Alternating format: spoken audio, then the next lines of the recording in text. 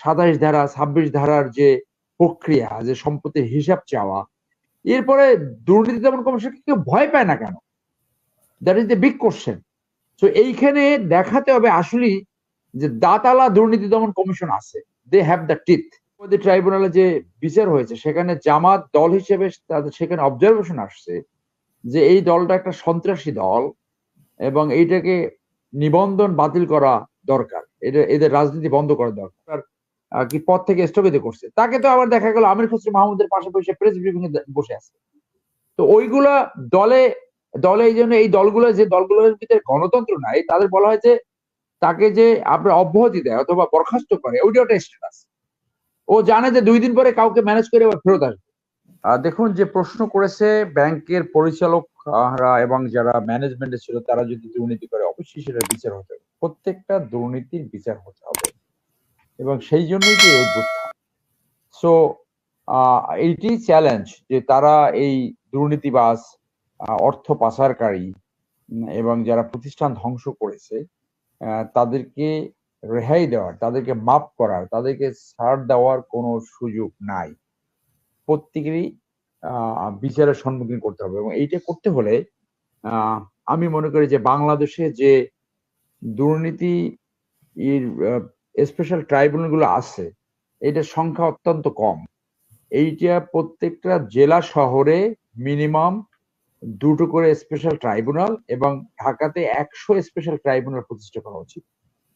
কারণ আপনি দেখেন যে 15 বছরে আওয়ামী লীগ কিন্তু একটা দুর্নীতির মামলার বিচার ইচ্ছাকৃত করে নাই অথবা করতে পারে নাই, একটা দুর্নীতির মামলা বিচার করতে পারে। আপনি যদি অ্যাপারেন্টলি 1 বছরের ভিতরে শাস্তি দিতে পারেন না, তো যে জনগণের সম্পত্তি যেটা লুটপাট করে তারা নিয়েছে সেই সম্পত্তি জনগণের কাছে ফেরত দিবেন, এবং তারা আইনে যে শাস্তি আছে সেই শাস্তি ভোগ করবে। তাহলে আপনি বুঝতে পারবেন এবং বলতে পারবেন যে কিছুটা দুর্নীতির বিরুদ্ধে ব্যবস্থা নেওয়া গেছে। কিন্তু বাংলাদেশের এই যে বিচার ব্যবস্থা, এইটা ক্রিমিনাল এবং দুর্নীতিবাজদের অনেক সময় সুবিধা দেয়, অনেক সময় তাদেরকে রক্ষা করে। বিচারের নামে যে দীর্ঘসূত্রিতা, এইটাই ক্রিমিনালরা এবং এই দুর্নীতিবাজরা অত্যন্ত সুযোগ পায়, যার জন্য কোনোভাবে কেউ দুর্নীতি করতে ভয় পায় না। দেখেন, এত মামলা হচ্ছে, এই এত নোটিশ, 27 ধারা 26 ধারার যে প্রক্রিয়া, যে সম্পত্তির হিসাব চাওয়া, এরপরে দুর্নীতি দমন কমিশনকে কেউ ভয় পায় না কেন? That is the big question. তো এইখানে দেখাতে হবে আসলে যে দাতালা দুর্নীতি দমন কমিশন আছে, দে হ্যাভ দ্য টিথ, সেটা দেখাতে হবে। আর ইন্ডিয়া যে আমাদের রাস্তা ব্যবহার করছে, যে 120টা সমঝোতা চুক্তি বা সমঝোতা স্মারক অথবা চুক্তি করেছে, আমরা বারংবার এটা বলছি এবং দাবি জানাচ্ছি যে এই চুক্তিগুলা রিভিউ করার জন্য একটা বিশেষ কমিটি হওয়া উচিত, এবং জনস্বার্থে এবং দেশের স্বার্থের বাইরে যে চুক্তিগুলো হয়েছে, যে সমঝোতা স্মারকগুলো হয়েছে, এইগুলা ইমিডিয়েটলি বাতিল করতে হবে। যেমন বাংলাদেশে কেন রাডার স্টেশন ইন্ডিয়ারা পরিচালনা করবে, বাংলাদেশের রাস্তা ব্যবহার করবে, কোনো ট্রিপ দেবে, কোনো ধরনের ট্যারিফ দেবে না। আপনার পোর্ট ব্যবহার করবে, সেটা আমাদের দেশের শিপ যদি থাকে সেই শিপকে সরিয়ে তাদের শিপ এসে করবে। তো এটা তো সবরেন্টি থাকে না। এটা তো অনেকবার আমরা বলেছি, এখনো বলে যাচ্ছি যে এই চুক্তিগুলো ইমিডিয়েটলি রিভিউ করা উচিত, এবং যেটা দুইটি দেশের জনস্বার্থে, স্পেশালি বাংলাদেশের জনস্বার্থে যেটা নাই, সেই চুক্তিগুলো ইমিডিয়েটলি বাতিল করা উচিত। এবং আমি মনে করি এই অন্তর্বর্তীকালীন সরকারের সেই ম্যান্ডেট রয়েছে। এখন গতকালকে আইন অ্যাডভাইজার সে যেটা বলেছে যে আওয়ামী লীগ একটি ঐতিহ্যবাহী দল এবং এটাকে ব্যান করা যাবে না, এইটা স্বাধীনতা যুদ্ধের চেতনা দাঁড়িয়ে একটি দল। হ্যাঁ, এইটা অ্যাটর্নি জেনারেল সাহেব একই কথা বলেছে তার আগের দিন, যে ব্যক্তির অপরাধের জন্য দল দল ব্যান্ড করা যায় না, রাজনীতি বন্ধ করা যায় না, এটা বলেছে। তো এইটা এই দেশের জনগণ কতটুকু নিবে, এটা কথার যুক্তি রয়েছে। কিন্তু এই সামনে এই উদাহরণও রয়েছে যে জার্মানিতে যখন যুদ্ধাপরাধী ট্রাইব্যুনাল হচ্ছিল এবং সেইখানে যে এই হিটলারের দল নাৎসি, সেগুলো তো ব্যান্ড করা হয়েছে। শুধু জার্মানি না, বাংলাদেশে তো এই উদাহরণ রয়েছে যে আহ যুদ্ধবাদী ট্রাইব্যুনালে যে বিচার হয়েছে সেখানে জামাত দল হিসেবে তাদের সেখানে অবজারভেশন আসছে যে এই দলটা একটা সন্ত্রাসী দল এবং এইটাকে নিবন্ধন বাতিল করা দরকার, এদের রাজনীতি বন্ধ করা দরকার, এবং হাইকোর্টের আদেশে জামাতের নিবন্ধন বাতিল হয়েছে। তো এটা তো এইটা তো আমাদের সামনে উদাহরণ রয়েছে। এরপরে এই আন্দোলনের ভিতরে জামাতকে ব্যান্ড করলো, সেইটা আবার প্রত্যাহার করা হলো। তো আমি মনে করি এই যে আইন অ্যাডভাইজার এবং অ্যাটর্নি জেনারেল যে মতামত রেখেছে এটার ভালো এবং মন্দ দিক দুইটাই আছে।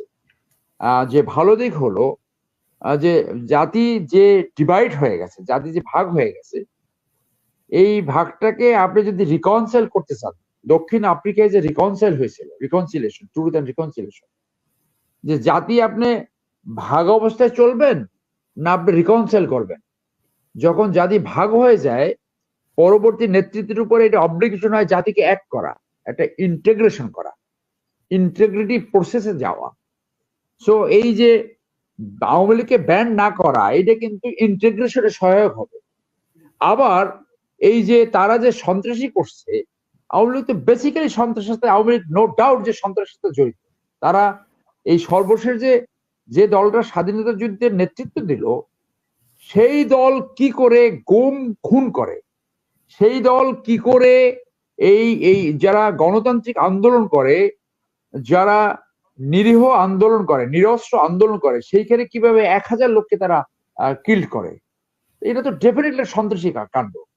আমি তো মনে করি বাংলাদেশের মানুষের আরাফাতের সেই বক্তব্য শুনেছেন, যদি প্রতি মুহূর্তেও যে গুলি করে তারপরে 5 বছর বুলেট থাকবে, 5 বছরে শেষ হবে না। হ্যাঁ, তো এই কুমড়ো পটাশকে আমরা দেখলাম একদিন আগে তাকে অ্যারেস্ট করছে, আবার দেখলাম যে না অ্যারেস্টের কোনো খবর নাই। তো এইগুলো তো মানুষের মনে একটা নেগেটিভ ইমপ্রেশন যাচ্ছে, একটা আইডিয়া যাচ্ছে কি তাহলে কি সে ম্যানেজ করে ফেলছে, তাহলে কি এখানে কি টাকার লেনদেন হচ্ছে, তাহলে সে কোথায় প্রোটেকশন নিয়েছে। তো এইগুলো তো স্বচ্ছতাকে নষ্ট করে, এগুলো তো মানুষের মনে এই সন্দেহ সৃষ্টি হতে থাকবে। সেই জন্য আমি মনে করি যে বাংলাদেশের মানুষের একটা বড় অংশের কিন্তু আকাঙ্ক্ষা যে এটা আসলে ব্যান করা উচিত, যেহেতু জামাতকে ব্যান করেছে, এবং সেই জন্য তাদের ব্যাপারে কি হবে একটা ওপিনিয়ন তো আমরা দেখলাম। তবে তারা যদি রাজনীতিতে ভবিষ্যতে কখনো করার সুযোগ পায়, আমি মনে করি তাদের জাতির কাছে ক্ষমা চেতে হবে, এবং তাদের আসার জায়গাটা তারা অপেক্ষা করছে। আমি যেটা মনে করি যে তারা তলে তলে এখন অনেকের সাথে যোগাযোগ করতে পারে যে তোমরা দ্রুত নির্বাচন চাও, দ্রুত নির্বাচন চাও। নির্বাচনে এসে যারা ক্ষমতা আসবে, যারা ক্ষমতা যাওয়ার জন্য প্রস্তুত, তারা এমন এমন ভুল করবে যে ওই ভুলের মাধ্যমে অনেকে ভাবে যে 30 বছর পরে আওয়ামী লীগ আসবে, 40 বছর পরে আওয়ামী লীগ ক্ষমতা আসবে। So that can happen. সেটা হতে পারে মানুষ যেটা এন্টিসিপেট করতে পারে তার আগেই হতে পারে। ওই এমন ভুল করবে যেন আপনারা এখানে কমিটি দেখলাম যে লুটপাটে, বিএনপি লুটপাটে জড়িত। তো এইটা তো আমার পার্সোনাল নলেজ যে ওই আমার জেলায় ওখানে যে এই আহ্বায়ক এবং সদস্য সচিব বানাইছে, তারা ছাত্রদল যুবদল কিন্তু লুটপাট করিয়েছে, আমার কাছে কমপ্লেন। তো উপর থেকে যত চেষ্টা করুক যে কোন ধরনের দুর্নীতি সহ্য করা হবে না, লুটপাট সহ্য করা হবে না, কয়টা অ্যাকশন নিতে পারছে আপনি বলেন? বহিষ্কারও করা হচ্ছে কাউকে কাউকে। হ্যাঁ, বহিষ্কার করছে। আমরা দেখলাম এখানে ফরিদপুরের এক নেত্রীকে স্থগিত করছে, ফরিদপুরের একজন নেত্রী এই যে শ্যামা ওবায়দকে আপনার কি পদ থেকে স্থগিত করছে। তাকে তো আবার দেখা গেল আমির খসরু মাহমুদের পাশে বসে প্রেস ব্রিফিং এ বসে আছে। তো ওইগুলা দলে এই জন্য এই দলগুলো, যে দলগুলোর ভিতরে গণতন্ত্র নাই, তাদের বলা হয় যে তাকে যে আপনার অব্যাহতি দেয় অথবা বরখাস্ত করে, ওইটা একটা স্ট্যাটাস। ও জানে যে 2 দিন পরে কাউকে ম্যানেজ করে আবার ফেরত আসবে। তো এই যাদেরকে অব্যাহতি দিচ্ছে অথবা স্থগিত করছে, ও জানে যে 2 দিন পরে কোন জায়গায় কয় টাকা দিতে হবে এবং কিভাবে ফেরত আসবে। অ্যাকচুয়ালি তারা কোনো পিউনিটিভ অ্যাকশন নেয় না। যে দলের যারা চুরি ডাকাতি করে, যেহেতু এই ম্যাক্সিমাম রাজনীতিবিদদের চরিত্র খারাপ এবং দুর্নীতিবাজ, যে আমি বলি অনেক বড় দলের এইরকম নেতা আছে, আপনি যে 2000 টাকা দেন তাও নেবে, এখনো নেবে। তো সেই যে চরিত্রবান মানুষ যে রাজনীতি করবে, এবং ভালো মানুষ এবং চরিত্রবান মানুষ রাজনীতি না করলে রাজনীতিতে দুর্বৃত্তিত হবে, এটা তো স্বতঃস্ফূর্ত, এটা তো প্রতিষ্ঠিত সত্য। যে এই বড় দলগুলো যারা বিভিন্ন সময় ক্ষমতায় ছিল তারা তো কোনো দুর্নীতিবাজদের বিরুদ্ধে দলীয় ভাবে ব্যবস্থা নেয় না। এটা তো তাদের রাজনৈতিক কালচারে পরিণত হয়েছে, যার জন্য ওরা জানে যে আমি এখন একটু আখের গুছাই, লুটপাট যা করি, বহিষ্কার যা করে করুক, 2 দিন পরে আবার দলে ফেরত।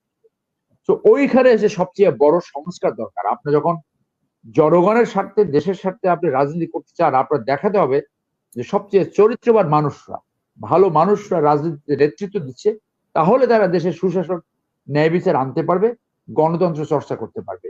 এই এক একটা দলের যদি বেশিরভাগ 80 ভাগের উপরে, 90 ভাগের উপরে মানুষ চরিত্রহীন হয়, দুর্নীতিতে লিপ্ত থাকে, তাহলে রাজনীতি এই সার্কেল থেকে কখনই বের হতে পারবে না। এবং সেই চ্যালেঞ্জটাই কিন্তু এই অন্তর্বর্তীকালীন বিপ্লবী সরকারের উপর বর্তাবে।